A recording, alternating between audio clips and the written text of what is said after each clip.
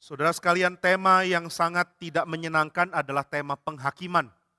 Penghakiman begitu menakutkan. Penghakiman membuat kita ngeri. Penghakiman bikin kita tidak tenang. Ternyata Tuhan menciptakan neraka, Dia memberikan penghakiman dan Dia menjatuhkan hukuman di dalam nama cinta kasih. Bukan karena benci, bukan karena murka semata. Sebab orang tidak mungkin, atau Allah apalagi, tidak mungkin terprovokasi murkanya. Kecuali dia mempunyai kepedulian dan perhatian kepada sesuatu. Atau seseorang, atau segala sesuatu yang dia sendiri sayangi. Tidak ada marah, tidak ada tindakan menghakimi dari Tuhan yang tidak digerakkan oleh cinta kasih dia. Karena dia mencintai, itulah sebabnya dia menghakimi. Karena dia mencintai, itulah sebabnya dia menjatuhkan hukuman. Loh, kalau begitu kenapa Tuhan ciptakan neraka? Kenapa dia begitu marah? Karena dia mencintai umatnya dan dia mencintai orang-orang pilihannya. Kenapa Tuhan mau manusia taklukkan bumi? Karena bumi harus jadi tempat suci. Bumi harus jadi tempat Tuhan dan manusia berdiam bersama-sama. Dan ini yang Tuhan tugaskan kepada manusia. Berarti Tuhan menugaskan manusia untuk menjaga apa yang sangat berharga bagi Tuhan. Dan manusia itu sendiri pun sangat berharga bagi Tuhan. Nah, karena Tuhan mencintai ciptaannya, maka Tuhan menyiapkan manusia untuk mengembangkan ciptaannya. Tapi begitu manusia gagal, Tuhan memberikan penghakiman. Maka dalam kitab Yesaya, terutama kitab Yesaya 24, diperkenalkan tentang metode penghakiman yang tidak banyak muncul di bagian lain dari kitab suci. Yaitu metode penghakiman yang membalikkan kisah penciptaan. Kalau Tuhan mencipta dari kacau balau menjadi teratur, maka penghakiman Tuhan membuat ciptaan yang tadinya teratur menjadi kacau balau.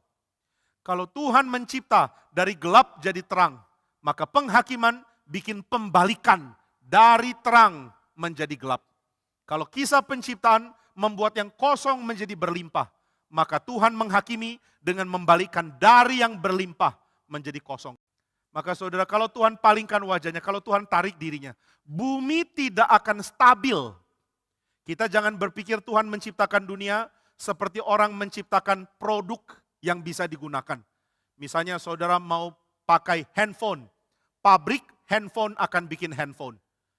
Seorang teolog Jerman bernama Michael Welker mengatakan, salah kalau engkau melihat ciptaan Tuhan seperti relasi produksi dan produk. Seperti pabrik dan produknya. Karena antara pabrik dan produk itu tidak saling bergantung. Saudara bawa HP-nya jauh dari pabrik, dia tetap jalan. Nah, kita berpikir ciptaan juga begitu. Pabriknya mana? Tuhan. Lalu apa hasilnya? Ciptaan. Apa kaitan antara ciptaan ini dan Tuhan? Sudah enggak ada. Kan Tuhan cuma pencipta.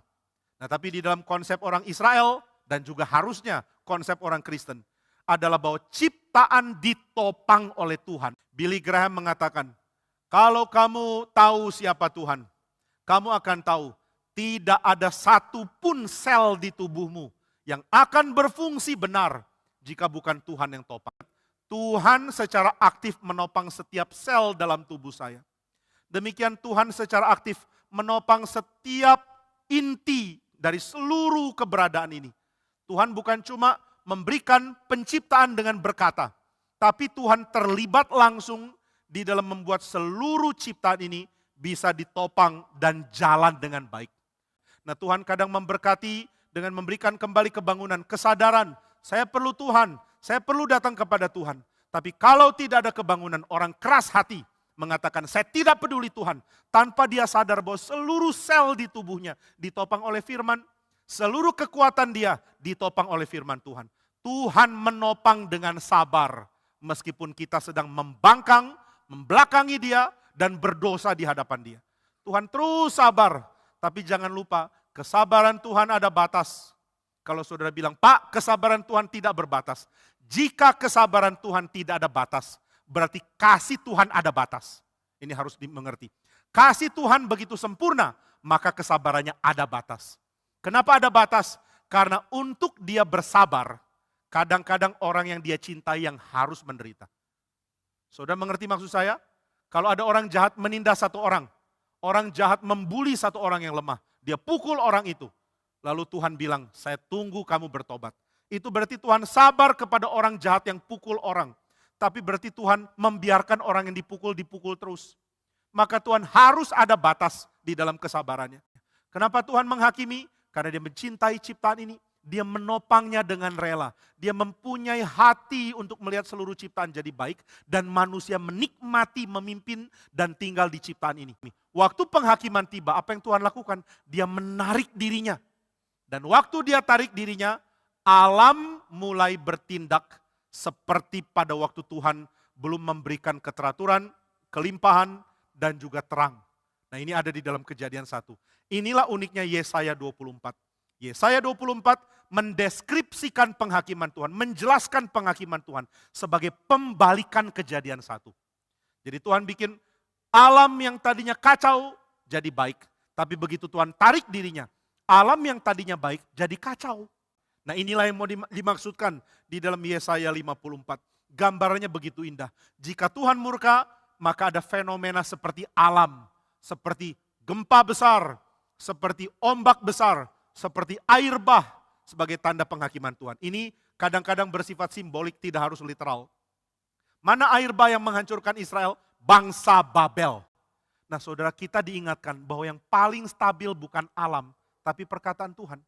Maka di tengah fenomena penghakiman, kita yang menderita mengatakan, Tuhan, saya tahu Engkau masih setia kepadaku. Engkau akan mempertobatkan kami. Engkau akan mengampuni kami. Dan itu yang dikatakan di dalam Yesaya 54. Yesaya 54 mau mengatakan, meskipun saya sudah buang kamu, saya mau panggil engkau kembali. Hanya sesaat lamanya aku meninggalkan engkau. Tetapi karena kasih sayang yang besar, aku mengambil engkau kembali. Ketika Tuhan meninggalkan alam ciptaan karena manusia berdosa. Orang yang mendapatkan penderitaan bukan cuma orang berdosa. Orang yang setia ke Tuhan pun bisa dapat. Nah, bagaimana lihat bencana? Pakai kacamata firman, Tuhan berjanji dia setia. Tuhan setia meskipun saudara tetap bisa kena bencana. Tuhan setia meskipun saudara tetap bisa sakit. Tuhan setia meskipun kita akan menghadapi kematian. Tuhan setia dan karena itu saya mau belajar lihat kematian. Belajar lihat sakit, belajar lihat bencana dari kacamata kesetiaan Tuhan. Inilah yang diajarkan Yesaya 54.